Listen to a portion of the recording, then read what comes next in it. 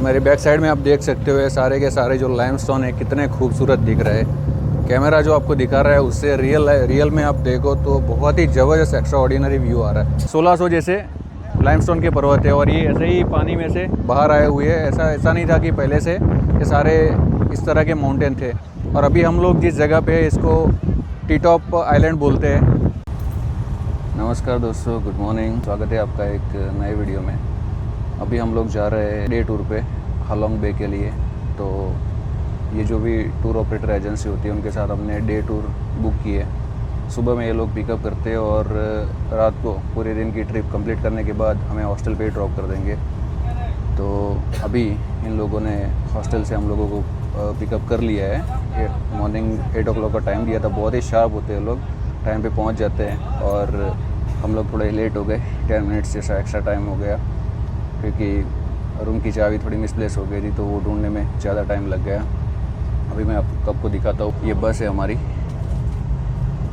और हॉस्टल से हमें पिकअप करके ये लोग ये बस में ले जाते हैं और जो भी क्रूज़ के लिए पोर्ट रहेगा तो वहाँ पे वो लोग ड्रॉप करेंगे। मीन टाइम इन बिटवीन थोड़ा ब्रेकफास्ट के लिए रुकेंगे। सुबह का कुछ नाश्ता वास्ता किया नहीं। तो ये पूरे दिन में पूरा जो आइटनरी रहता है उसमें ब्रेकफास्ट है, लंच है, फिर क्रूज़ आ गया। वहाँ पे जो भी एक्टिविटीज़ है हालोंग बे की, यूनेस्को वर्ल्ड हेरिटेज साइट है वो, तो वहाँ जाएंगे, लाइमस्टोन के पर्वत देखेंगे और पूरा मतलब बहुत ही गजब व्यूज़ होने वाले हैं आज के और बहुत ही ज़बरदस्त ट्रिप होने वाली है। तो चलते आगे। जिस तरह से ये ट्रिप प्रोग्रेस होती है मैं वीडियोज़ लेता रहूँगा और आपको दिखाऊँगा। जिस तरह से कंटिन्यू करते हैं हम लोग आगे। ये देखो भाई, नए पैसेंजर्स अभी आ रहे हैं धीरे धीरे और स्टेप बाय स्टेप जो भी स्टेशन आएंगे वहाँ पे ये लोग पिकअप करके फिर बाद में सबको साथ में इकट्ठा करके ले जाते हैं क्रूज़ तक। तो अभी नए पैसेंजर्स जो है वो अराइवल चालू है उनका और डिफरेंट जो भी उनकी हॉस्टल्स होती है, होटल होती है, वहाँ से ये लोग पिकअप करके सबको कलेक्ट करके फिर वहाँ पे क्रूज़ तक ले जाते हैं। और पोर्ट पे ले जाने के बाद हम लोग क्रूज़ से फिर हालोंग बे जाएंगे। एक तरफ हमारे बस का व्यू है और अदर रास्ता जो है आप देख सकते हो साइड में जिस तरह से हनोई का डिसिप्लिन ट्रैफिक मूव हो रहा है। ये जो अभी बस गई वो इस तरह की बसेस रहती है अलग अलग डिफरेंट टूर प्लेसेस पे जाने के लिए। उनका रोल वही रहता है कि वो लोग अलग अलग हॉस्टल से, होटल से पिकअप करके जो भी सिटी के बाहर पोर्ट रहता है, क्रूज़ होता है, तो वहाँ तक कलेक्ट करके ले जाते हैं और फिर क्रूज़ ऑपरेटर एजेंसी होती है, उनका रोल वहाँ से फिर स्टार्ट होता है। तो वहाँ से वाइल बुकिंग जिस तरह से इन्होंने आइटनरी दी है तो उसके हिसाब से मैं आपको बता देता हूँ। 8 बजे से लेके 8:45 तक मतलब 45 मिनट्स इनका डिफरेंट स्टॉप पे अलग अलग जो हॉस्टल होटल रहती है वहाँ से वो लोग पिकअप करते हैं। उसके बाद 1 घंटे का राइड रहेगा।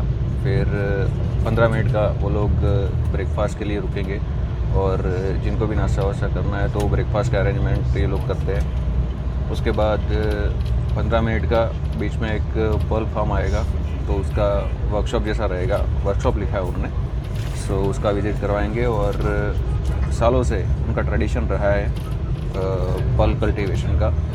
तो वो लोग किस तरह से करते हैं, क्या टेक्निक यूज़ करके करते हैं, एक मिकी मोटो करके टेक्निक रहती है उसको यूज़ करके वो लोग पर्ल कल्टीवेशन करते हैं। पता नहीं क्या है, तो वहाँ जाके मालूम पड़ेगा, देखते हैं किस तरह से रहता है। उसके बाद वो लोग हमें क्रूज़ पे ड्रॉप करेंगे। तो हमारा गाइड जो है वो कुछ अनाउंस कर रहा है, तो जो इसको आप देख सकते हो।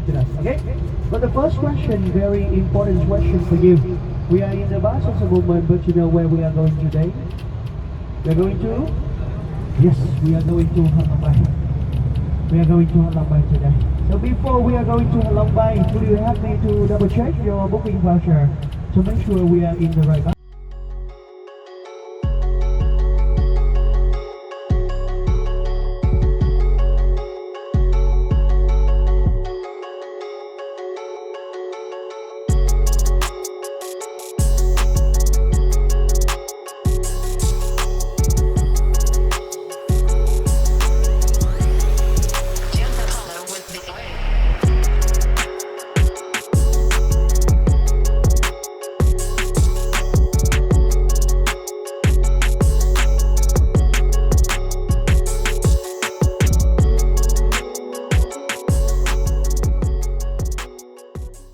फिर ऑन बोर्ड होने के बाद इमीडिएटली लंच चालू होगा और लंच करने के बाद main time cruise ride continue होगा और उसके बाद इन बिटवीन कायाकिंग रहेगा, बोटिंग रहेगा, डिफरेंट केव्स रहेगी, उसका विज़िट रहेगा। जिन लोगों को कायाकिंग करना है तो वो, और या फिर बोटिंग करना है, दोनों में से एक ऑप्शन चूज़ कर सकते हैं। फिर शाम के टाइम पे सनसेट पार्टी रहेगा। सनसेट पार्टी में कुछ हाई टी जैसा रहेगा जिसमें नाश्ता वास्ता या थोड़ा सॉफ्ट ड्रिंक जैसा रहेगा। उसके बाद पूरा ट्रिप कंप्लीट करने के बाद वो लोग हमें फिर हॉस्टल पे ड्रॉप करेंगे और ड्रॉप करते करते मतलब वहाँ पे हॉस्टल रिटर्न पहुँचते तक जो भी आइटनरी दी है तो उसके हिसाब से हम लोग शाम के 8 से 9 के बीच में हॉस्टल रिटर्न पहुँचेंगे। सामने एक देख सकते हो आप, एक मॉल है, तो ये इस तरह के मॉल्स यहाँ पे रहते हैं। और कार आप देख सकते हो रास्तों में। सबसे ज़्यादा कार जो दिखती है वो यहाँ की एक लोकल कंपनी है विनफास्ट करके, उसकी रहती है। फिर उसके अलावा हुंडई है, किया है, टोयोटा है, तो ये डिफरेंट कार्स रहती है। मित्सुबिशी है। ये सामने जो कार जा रही है बहुत ही क्यूट दिखती है, उसका जो लोगो देखो आप, ये विनफास्ट कंपनी है। विनफास्ट कंपनी जो है यहाँ की लोकल कार कंपनी है, तो सबसे ज़्यादा कार उसी की चलती है यहाँ पे। देखो आप, आगे जो 2 गाड़ियाँ गई वो विनफास्ट की थी, ये लास्ट वाली 2 कार जो है वो किया की। तो विनफास्ट है, किया है, हुंडई है। हुंडई की बहुत सारी चलती है, हुंडई एंड किया की। तो ये सब कार्स यहाँ पे साउथ ईस्ट एशियन कंट्रीज़ की कार्स सबसे ज़्यादा कंज्यूम होती है यहाँ पे। Can I go to reduce the pace and in the middle way when you feel tired, can I come back the same way? No. चलो अभी पहला ब्रेक लिया हुआ है चाय नाश्ते के लिए, ब्रेकफास्ट के लिए, तो चलते हैं, देखते हैं क्या हिसाब किताब रहता है और थोड़ा नाश्ता वास्ता कर लेते हैं क्योंकि सुबह का कुछ भी खाया नहीं है, तो यहाँ पे थोड़ा नाश्ता कर लेना पड़ेगा। Let's see. ये सारी बसेस इसी तरह से यहाँ पे रुकती है और बीच में ब्रेकफास्ट का जो भी लोगों को बाकी रहता है तो यहाँ पे फिर ब्रेकफास्ट कर लेते हैं क्योंकि सुबह से उनका पिकअप चालू हो जाता है और हॉस्टल होटल में ब्रेकफास्ट करना हर किसी के लिए पॉसिबल नहीं होता, तो ब्रेकफास्ट करने के लिए यहाँ पे रुक गए। कोई नाश्ते वास्ते में तो अपने को कुछ ज़्यादा समझ नहीं आया, कुछ इतना ज़्यादा ऑप्शंस थे नहीं, तो उसकी वजह से फिर ये कैरेमल पॉपकॉर्न है और अपना ये बिस्किट, कुकीज़, ओरियो, यही है अपना ब्रेकफास्ट। इससे चल जाएगा। जैसे पहुँचेंगे वहाँ पे ऑन बोर्ड होंगे तो वहाँ से इमीडिएटली लंच चालू हो जाएगा, तो तब तक के लिए उतना टाइम मैनेज हो जाएगा। सिटी से दूर यहाँ पे ये छोटे छोटे आप पीछे की साइड पे देख सकते हो, एक गांव जैसा दिख रहा है, तो यहाँ पे जो भी गांव भी रहते हैं सिटी से दूर, वहाँ पे भी घर देखो आप, इनके 2-2 माले के घर है और हर जगह पे अच्छे खासे रास्ते दिख रहे हैं। कहीं भी मतलब कच्ची सड़क है ऐसा कुछ दिख नहीं रहा और हर जगह पे पक्के रास्ते हैं, बड़े बड़े घर हैं हर जगह पे। ये देखो ये गांव सिटी से इतने दूर है पर ये बड़े बड़े घर रहते हैं इनके, और ग्रीनरी भी देखो कितनी ज़बरदस्त है। ये देखो दूर एक दूसरा गांव जैसा दिख रहा है, तो ये छोटे छोटे सबब होंगे या गांव बोल सकते हैं इनको। तो इनके घर देखो अच्छे खासे बड़े हैं और इनके घर देख के तो ऐसा ही लग रहा है कि इनकी लाइफस्टाइल बहुत ही अच्छी होगी। ये रास्ते देखो, अच्छी खासी पक्की सड़कें हैं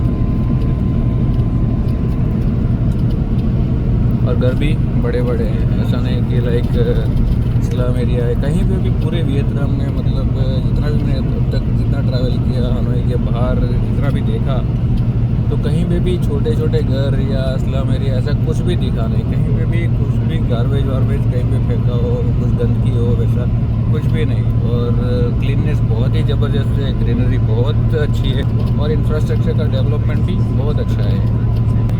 और ये बिल्डिंग जो है सामने दिख रही है, ये इनके गांव है।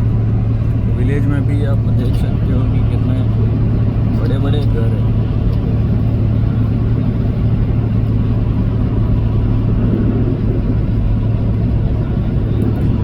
ये देखो, और घर के आगे देखो हर जगह पे पक्की सड़कें दिखेगी।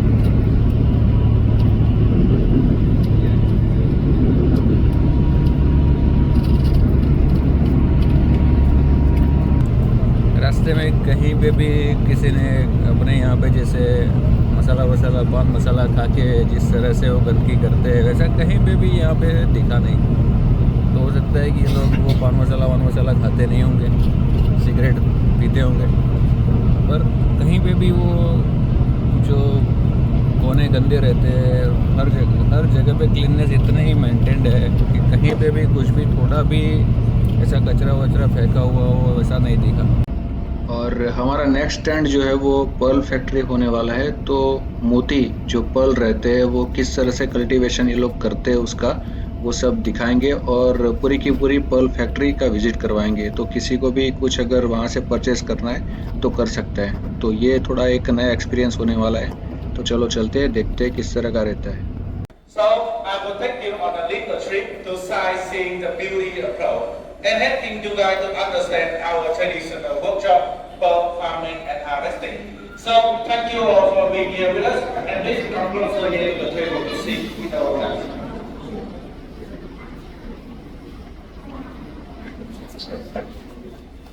Hello, good morning. You can standing around the table here to see and watching. Take a video or take a picture if you want to. Oh, what? They're focusing here, ladies and gentlemen. So, what is a pearl? A pearl appears on the natural like a treasure of the sea because it's rare and valuable. In 3 to 400 oysters that you can find in the natural, there are just 3 to 4 of them will appear the pearl inside. Like an accident, when a sand accidentally stuck into the oyster thinks that sand would hurt themselves. To protect themselves, they covering the sand with layer of nacre. And time after time, the layer become thicker and become the pearls. But when the people find out the pearls, they become more popular because they can be using for cosmetic, for the medicine, and for the jewelry. To provide more pearls, a technique was invented by a Japanese man, Mr. Kokichi Mikimoto, and it's called the cultivating pearl technique. By choosing a living baby oyster from 6 to 9 months old, gently we open the oyster mouth just like for 2 centimeters. Then, like a little surgery, cut a small line inside the reproductive organ of the oyster, and then we putting in first the membrane. The membrane is a part of an oyster, like a catalyst to help the oyster produce the pearl faster. Anyone can see in the video over there. And the second one, we're putting in the nucleus, the core, the seed. This one made from the shell of the oyster to define the pearl shape become more round. After we're done, you can see inside the oyster, the red and white part inside there, that's where we're putting the nucleus and the membrane. When we're done, we will leaving the oyster to live by their own at the farm, at least for 2 years. After 2 years, they will be enough age and ready to harvesting the pearl inside. But from the moment we put them back in the farm, we cannot control them anymore. The color of the pearl will be naturally depending on the color of the shell and the shape of them. 5% of them will be round and perfect shape, and 95% rest will be irregular. That is how the pearl operated. After 2 years, with the pearls, after harvesting, they will be qualified based on the standard like color, shape.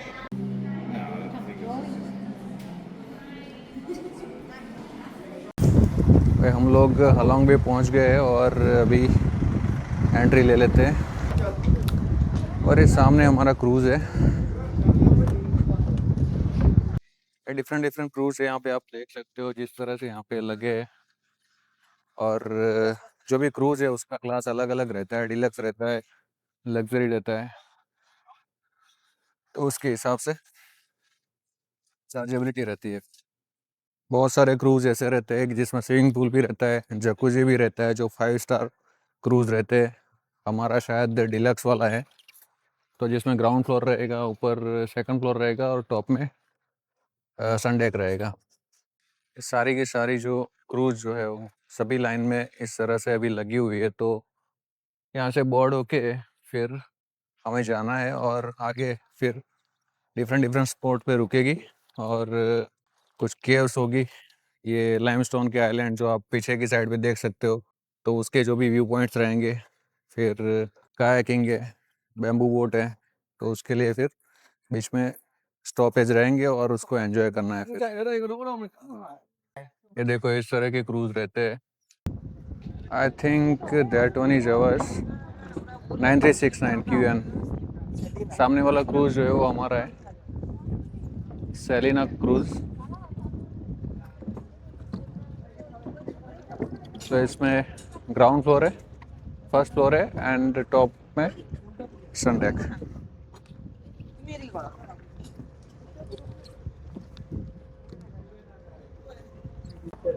Ciao. Thank you. Namaste. Ciao.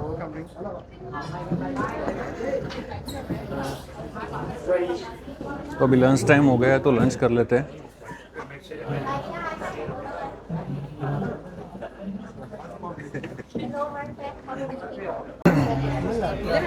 तो फिर अभी lunch कर लेते हैं और देखते हैं food में क्या रहता है, और उसके बाद फिर कंटिन्यू करते हैं। अभी लंच में मेन्यू में स्टार्टर एंड मेन कोर्स में इस तरह का फूड है। वेजिटेरियन नॉन वेजिटेरियन दोनों ऑप्शन अवेलेबल है।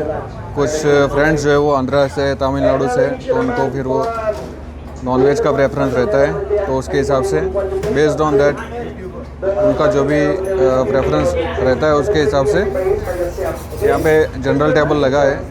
तो स्टार्ट करते हैं अभी लंच।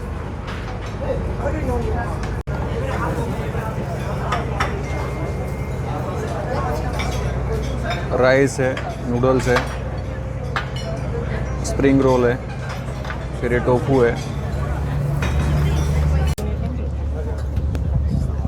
और जैसे ही टॉप पे आते हैं तो यहाँ से पूरा पेनोरामिक व्यू, और मेरे बैक साइड में आप देख सकते हो सारे के सारे जो लाइमस्टोन है कितने खूबसूरत दिख रहे हैं। कैमरा जो आपको दिखा रहा है उससे रियल में आप देखो तो बहुत ही ज़बरदस्त एक्स्ट्रा ऑर्डिनरी व्यू आ रहा है। देखो अब आगे एक जहाज़ है, सामने कुछ बड़े बड़े बोट्स, और ये पैसिफिक बेसिन एक वेसल लग रहा है, और सामने दूसरा एक क्रूज़, और आगे ये सारे लाइमस्टोन। ये सारे जो लाइमस्टोन के पर्वत जो है ये अंदर से ही पानी में से ही राइज हुए हैं। और देखो कुछ तो ऐसे इतने ज़बरदस्त बहुत बड़े हैं। देखो इसकी साइज़ देखो।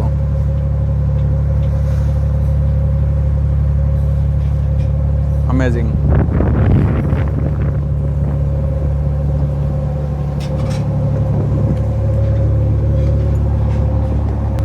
ऐसा फील आ रहा है कि स्कल आइलैंड के सेट पे हो, और मतलब वो मूवी में जो सारे माउंटेन्स जो दिखाए थे वो सारे के सारे इसमें रियल में देखने के बाद इतना एक्स्ट्रा ऑर्डिनरी फीलिंग हो रहा है कि जैसे कि वो उसके सेट पे ही है। मतलब ऐसा कोई सेट बनाया है जिसके ऊपर वो पूरा मूवी बना था।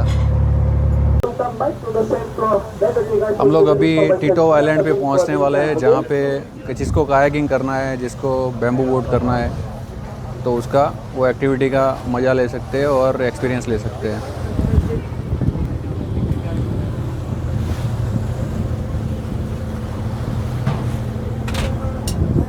टिटो आइलैंड पे हम लोग तकरीबन 45 मिनट्स का ब्रेक रहेगा, तो उसमें देखेंगे कि किस तरह का रहता है वो एक्सपीरियंस।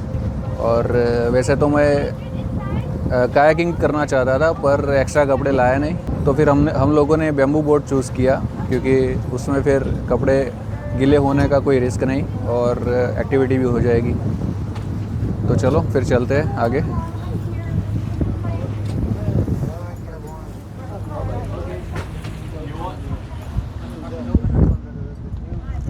देखो यार दिख रहा है।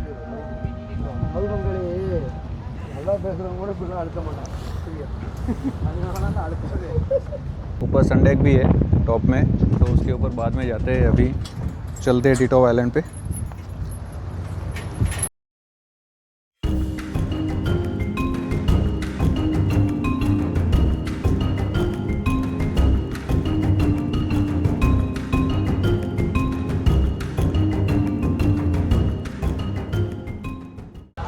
मेरे पीछे आप ये सारे के सारे लाइमस्टोन के पर्वत देख सकते हो।